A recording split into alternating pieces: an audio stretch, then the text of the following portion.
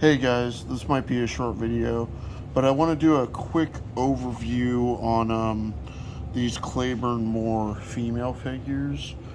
The reason as to why I want to do an overview on this is because before I started collecting Fison, I was collecting these Clayburn Moore figures. To me, before Fison, these were kind of the best um, female figures you could find and get a hold of at the same time.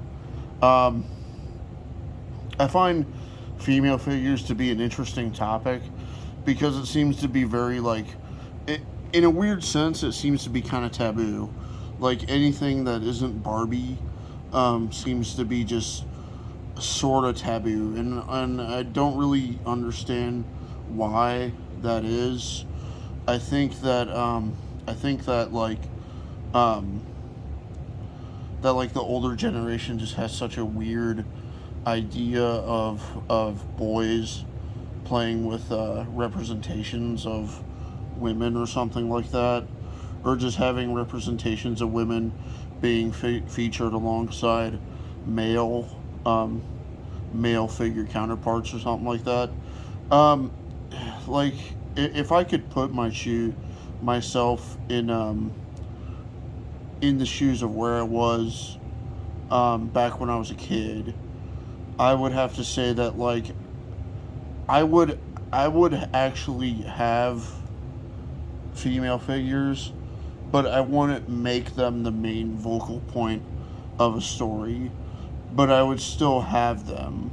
I would have them kind of just as a really good sidekick to a male figure. Um, and I think a lot of that is kind of lost in a certain way. I think that people just sort of get the wrong idea. You know, they kind of think well, you can't have her be the main character. You can't have her be the main focus. It's your story. You can do whatever you want, but the thing is that not everybody's gonna have these just for that. They could have it for a multitude of different reasons. These are just some examples. I have a few more in my personal collection, but I sold a lot of these because there was just not much of a use that I needed for them. I wanted to keep the two Julie Strain figures. This is Julie Strain from Heavy Metal 2000. This is a really good figure. This was the first one I ever bought, and I was actually pretty hooked after I got her. And then this is Julie Strain as a Vampirella. This one's actually kind of hard to come by. Um, uh, I wouldn't recommend paying too much for her if you're in the market for looking for her. But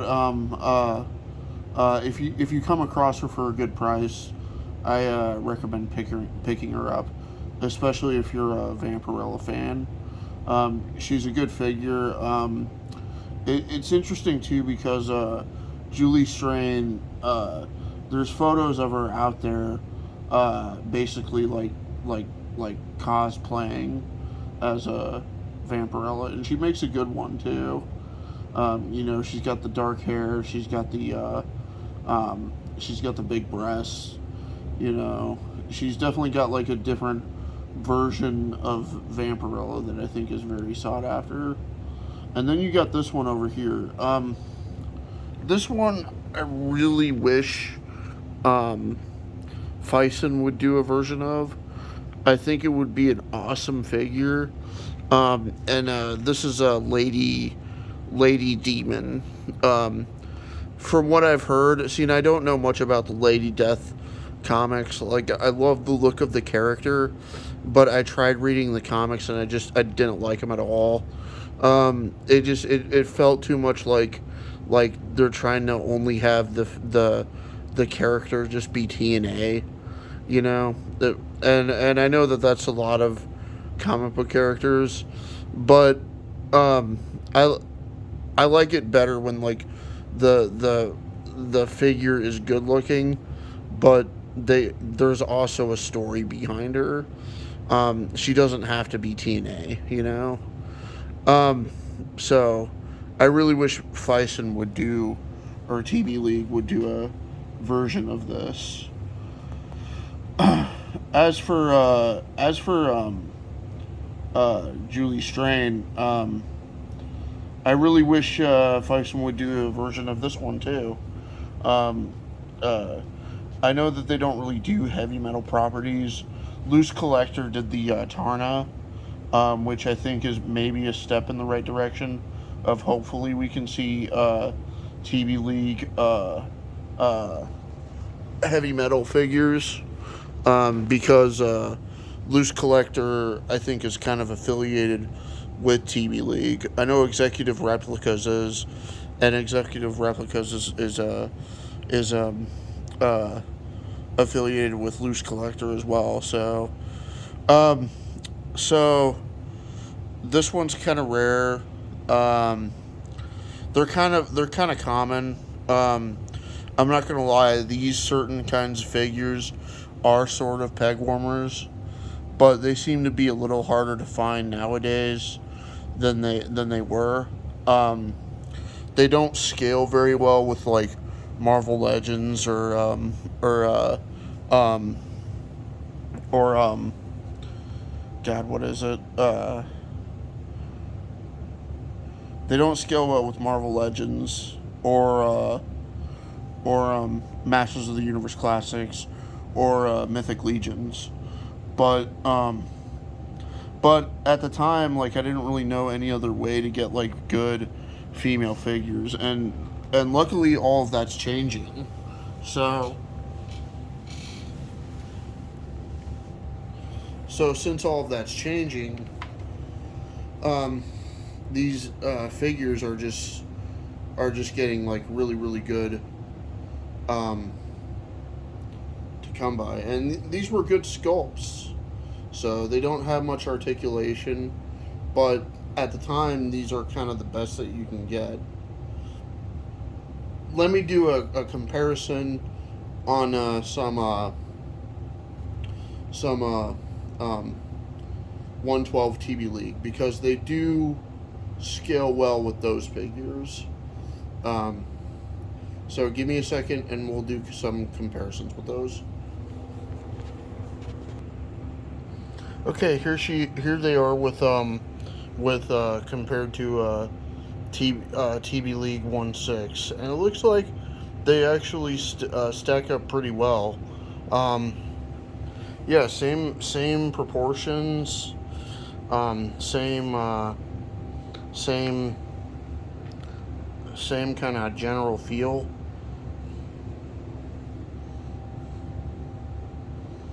So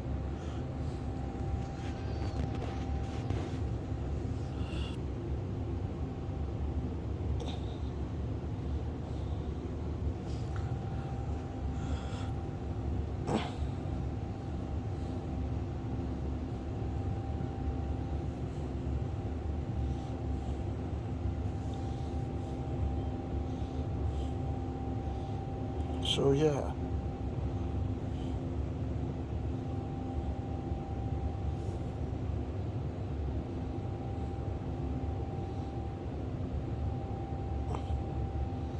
All right, let's compare them with a Mezco 112.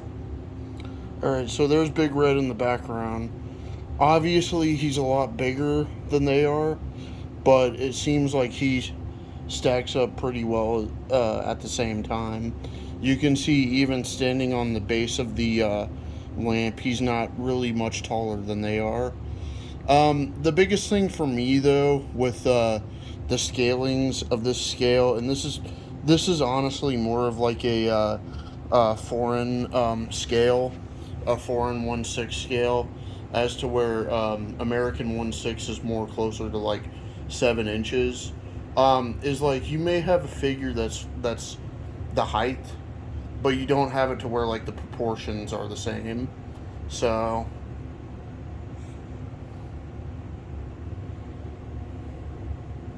but it does make it a bit frustrating because with all the stuff out there in like Targets, Walmarts, online, NECA, that kind of thing. You want to have female figures like this be able to be compatible with them, and that's what I think Loose Collector is doing. That's very, very smart and very good. Is that it's giving us those types of scales and those types of styles in there. So that's it for this review. Like, comment, subscribe. Let me know what you guys think about Clayburn Moore. Let me know, like, if you guys have any. Let me know, and let me know in the comments what you guys think of female figures. Do you think that Todd McFarlane is right in what he said about them being peg warmers? Do you guys like female figures? Do you like collecting female figures? I know I do, and I wouldn't have it any other way. I think maybe as a child, I think maybe as a child, I would have gotten female figures, especially if they looked this good. I remember going into Toys R Us that they had the Playmates Tomb Raider figures, and I asked my dad if I could get one of them, and it was Lara Croft with a crocodile, and I was really, really, really into crocodiles at the time. I thought they were just such fascinating creatures, and my dad thought it was too weird because there was a girl, and so he didn't let me get it. So it is kind of weird too, because now those same Tomb Raider figures, they're really hard to come by. Like, I've only come across like some of them like once, and I haven't come across them ever again. So Lara Croft is probably just another one of those female figures, like Vampirella, like Lady Death, like Druna, like fill in the blank, that is just going to be hard to find. And is definitely a character that isn't going to peg warm. So again, I think that with female figures, it depends on the character. So just your Wonder Womans, they're gonna peg a lot. A lot of your DC figures are gonna peg a lot. A lot of your Marvel female figures are gonna peg a lot because they have so many strong male figures with them. So that's it for this video. Keep collecting. Again, like, comment, subscribe. Tell me what you guys think. And until next time.